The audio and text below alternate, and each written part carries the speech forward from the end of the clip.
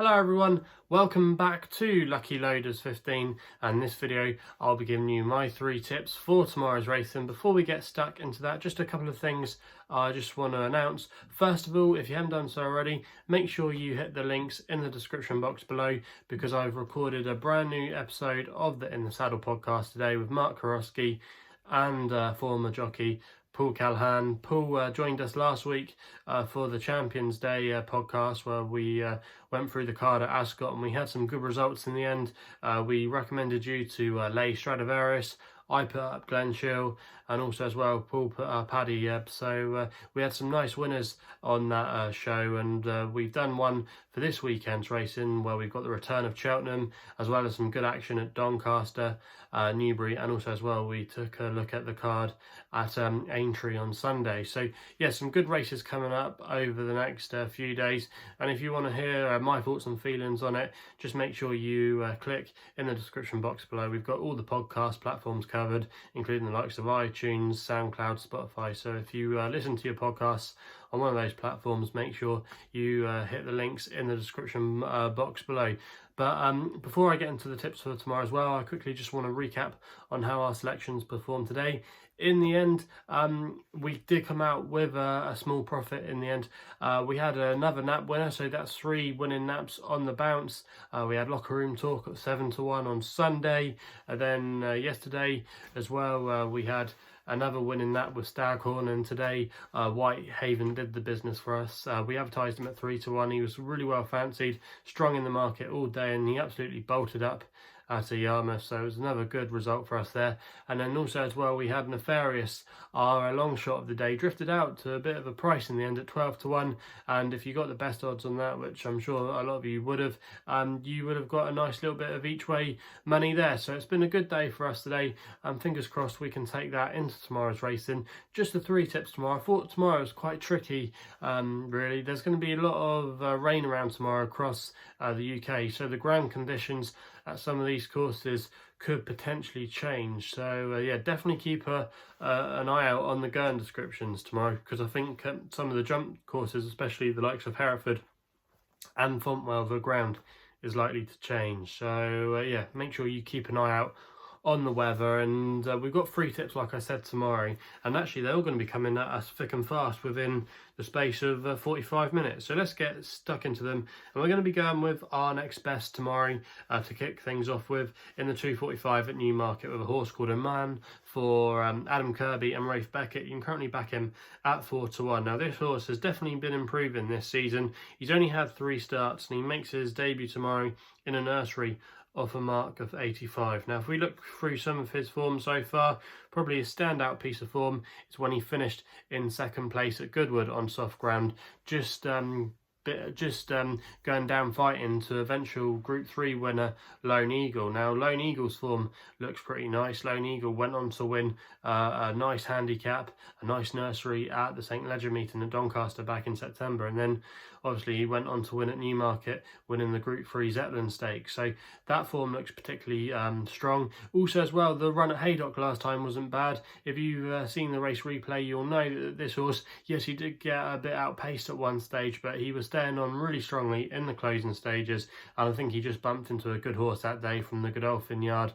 So yeah, I think you can mark up that run at Haydock, and that run was over a mile. Now tomorrow he's going to be stepping up an extra 2 furlongs, so he's going over a mile and 2 tomorrow, tackling the 10 furlong trip, and I think this is really going to play to his strengths. He's by Australia, and he looks like the kind of horse that's just going to keep on improving and probably does really well in these testing conditions. And also as well, like I said, because he's got the form in the bag on soft ground and some strong form elsewhere in his career so far, I think he's a really dangerous player in this race tomorrow, and I probably would want to take on the short price favourite from the Godolphin yard, Charlie Appleby's runner, even though he has got 1 or 2 nice bits and pieces of form. But Rafe Beckett, his stable as well, have been going quite nicely of late. They've been having a few winners here and there, and I just think this horse has got a really good chance tomorrow, and I think the further this horse goes the better, and I think tomorrow he can finally break his maiden tag and win at the 4th attempt of asking. So 4-1 tomorrow. I expect the money to keep coming for him. I could see him going off around about maybe 3-1, maybe even 11-4. I could see there still being a bit more money for him, and I think he's a lively player in that race tomorrow, and that's why he is going to be my next best of the day. Moving on to my long shot of the day, and in the 3:10 at Fontwell tomorrow, I'm going to be recommending Mr. Pumblechook at 8-1 each way. You can currently get that with Skybet, who are offering 4 places for Max Browne claiming a handy £10 off the horse's back, riding for his boss Alan King. Now, like I said earlier in this video, the going at Fontwell could potentially change tomorrow. At the time of recording, the current official going is good, but it could definitely get on the soft side tomorrow with the amount of rain we are forecast. And if it did get in the ground, it wouldn't be a massive negative for Mr. Pumblechook. Yes, he probably wants maybe a slightly better surface and probably doesn't want it too deep, but he has handled soft conditions in the past and had some nice form from last season, including a 4th place effort at Plumpton on his reappearance in a race that worked out really well in the end, produced quite a few subsequent winners, and then he went to Newbury on his next start in a really valuable handicap there to finish 2nd behind the casual man of Nicky Henderson's, who's no bad thing. So yeah, he had some nice form from last season, and then he did flop when he was a short price favourite. He landed a bit of he was the subject of a bit of a gamble that day at Newbury round about Christmas time, and I think you can forgive him that run, and we never saw him after again. Since then he's had a wind operation, and if that does help him tomorrow, I think he's got a massive chance in this race. He's got a rating of 128, and with that £10 being taken off by Max Browne, yes, some people might not like that angle, but I love just seeing a conditional jockey when they're taking £10 off a horse's back. It can just make all the difference, and in essence this horse is going to be running off a mark of 118 with that £10 taken off the horse's back. And if you look at some of the horse's form, he's definitely threatened to win a big race for some time. Also as well, Alan King's horses aren't running too badly. Obviously they had a nice winner on Champions Day of Trushan at Ascot, and like I said, Mr. Pumblechook, he has been a bit frustrating sometimes, but he has shown more than enough ability, and I think he's got a good chance in this race tomorrow. There's quite a few horses in here that probably won't like the ground, don't look particularly well handicapped, and also as well I think some of them might need the run, and I just think Mr. Pumblechook, if he runs at some of the level we saw last season, including that 4th place at Plumpton, it could be good enough to get him involved here at a price. And like I said, with the 4 places on offer with Skybet 8-1, I think this is a huge each way play, and I think he will be the subject of a bit of a gamble tomorrow. So that's going to be my selection and my long shot of the day there in the 3:10 at Fontwell, Mr. Pumblechook. We then end the day with our nap, which runs over the Irish Sea in the 3:13 at Gowran Park, where I'm going with a horse here called In From the Cold for Gary Carroll and Michael Mulvany. I really like Michael Mulvany's horses, especially with a bit of juice in the ground.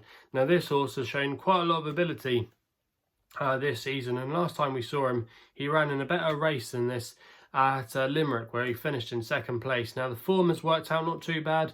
Joseph O'Brien's horse that finished in 3rd place that day has gone in and won since, so that doesn't look a bad level of form, and that race was over a mile that day, and he's going to be dropping back in trip tomorrow, this horse, to 7 furlongs. And if we look at the whole career statistics of this horse, he's had 3 career wins from 23 starts, and 2 of those wins came on soft or heavy going, soft/heavy going at over the 7 furlong trip. So yeah, In From the Cold dropping back to 7 furlongs is a really interesting move, and I definitely think it's his optimum trip.